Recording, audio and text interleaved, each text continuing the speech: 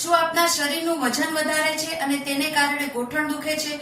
થોડું ચાલો છો, દાદરા ચડો છો કે કોઈ પણ કામ કરતા છે ગોઠણનો દુખાવો શરૂ થઈ જાય છે તો આજનો વિડીયો છે આપના માટે છે. નમસ્કાર, હું છું કાનન મંગળ. આપણા શરીરનું વજન વધારે હશે તો સીધો ભાર જશે આપણા ગોઠણ પર અને તેને વધારાનું દબાણ છે સહન કરવું પડે છે અને તેને લીધે પણ ગોઠણમાં દુખાવો છે વધી જાય છે. અથવા તો તમે કોઈ શારીરિક પ્રવૃત્તિ વધારે નથી કરતા, મુવમેન્ટ તમારી ઓછી છે, કસરત નિયમિત નથી કરતા, તેને લીધે પણ ગોઠણમાં દુખાવો થાય છે. ગોઠણના સાંધા છે એ જકડાઈ જાય છે, ક્યાંક ને ક્યાંક સોજો પણ થઈ જાય છે. પરંતુ ચિંતા કરવાની જરા પણ જરૂર નથી. આજના વિડીયોમાં આપણે એકદમ સરળ 5 થી 6 કસરતનો અભ્યાસ કરીશું જે તમે નિયમિત કરશો તો તમને ગોઠણના દુખાવામાં છે એ રાહત થશે.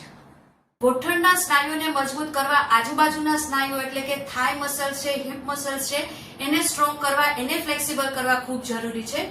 તો આ બંને વ્યાયામ છે એના ઉપર કામ કરશે. તમારે અહીંયા ઓશીકું છે કે સપોર્ટ લેવો હોય તો લઈ શકો.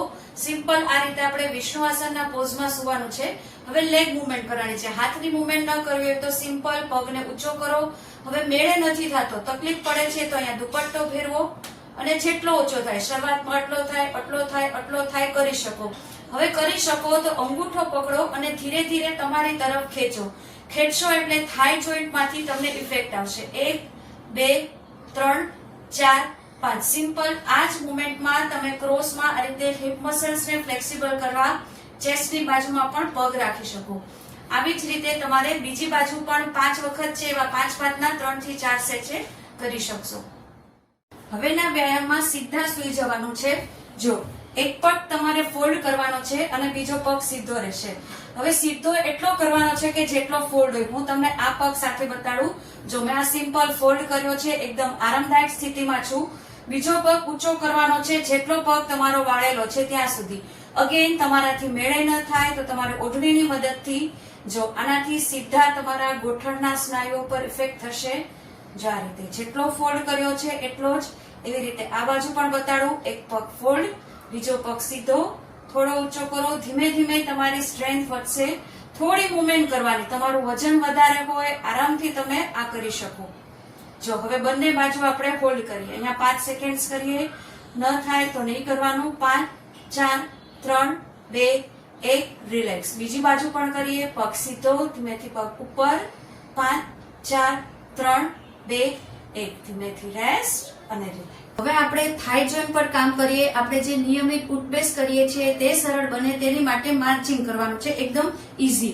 હાથાવાળી ખુરશી હોય તો હાથો પકડવાનું, બાકી ખુરશી ઉપર આ રીતે પગને ઊંચા કરવાના. સ્ટાર્ટિંગમાં આટલા થાય છે તો આટલા કરવાના. ધીરે ધીરે તમારી ફ્લેક્સિબિલિટી છે, તમારી ક્ષમતા છે એ વધશે. તમે આ ટીવી જોતા કરી શકો, કોઈક સાથે વાતો કરતા કરી શકો. અત્યારે આપણે 10 વખત કરીએ. 1 2. આનાથી તમારું પેટની ચરબી ઉપર પણ ઇફેક્ટ થશે, તમારા પગ છે મજબૂત થશે, ગોઠણના દુખાવામાં રાહત થશે.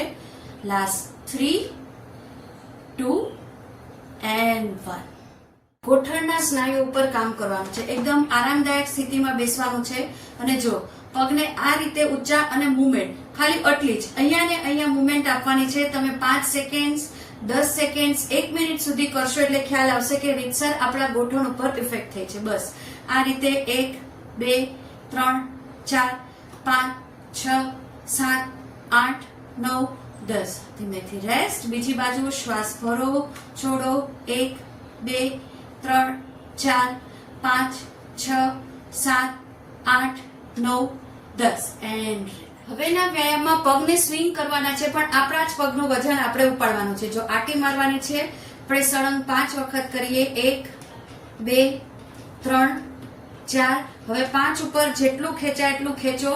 બસ અહીંયા આખા પગમાં તમને સ્ટ્રેન્થ આવશે. 1 2 3 4 5. ડાઉન. બીજા પગ પર સળંગ 5 વખત. 1 2 3 4 5 ઉપર ખેંચાય એટલું ખેંચો અને હોલ્ડ. 5 4 3 2 1. હવે ટોઝ ઉપર, હિલ્સ ઉપર મેં ઘણા બધા વિડીયોમાં કીધું છે પણ એકદમ ઇમ્પોર્ટન્ટ છે એટલે અત્યારે પણ શેર કરીશ. થોડું આગળ આવી જવાનું. સોફામાં પણ કરી શકો. ટોઝ ઉપર અને હિલ્સ ઉપર એકદમ ઊંચે જવાનું. ક્યાંય પણ તમારું લોહીનું પરિભ્રમણ અટકી ગયું હોય તેમાં પણ તમને રાહત થશે. 5 4 3 2. હવે બંને બાજુ હોલ્ડ. ટોઝ ઉપર ઉભીએ. 5 4 3 2 1 down, again up 5 4 3 2 1 and relax. તો તમને ગોઠણ વધારે પડતા દુખતા હોય, સોજો રહેતો હોય, સિમ્પલ મુવમેન્ટ પણ તમારાથી ન થતી હોય તો ડોક્ટર પાસે જવાનું અને તેની સલાહ મુજબ ચાલવાનું. આ કસરતનો નિયમિત અભ્યાસ કરીએ અને સાથે થોડું ખાનપાનમાં આપણી જીવનશૈલીમાં પણ ધ્યાન રાખીએ તો 100% છે તમને ગોઠણના દુખાવામાં છે રાહત મળશે. આશા રાખું છું આ વિડીયો આપને પસંદ પડ્યો હશે. ફરી મળીએ નવા જ કોઈ વિષય સાથે. ત્યાં સુધી રજા લઉં. નમસ્કાર.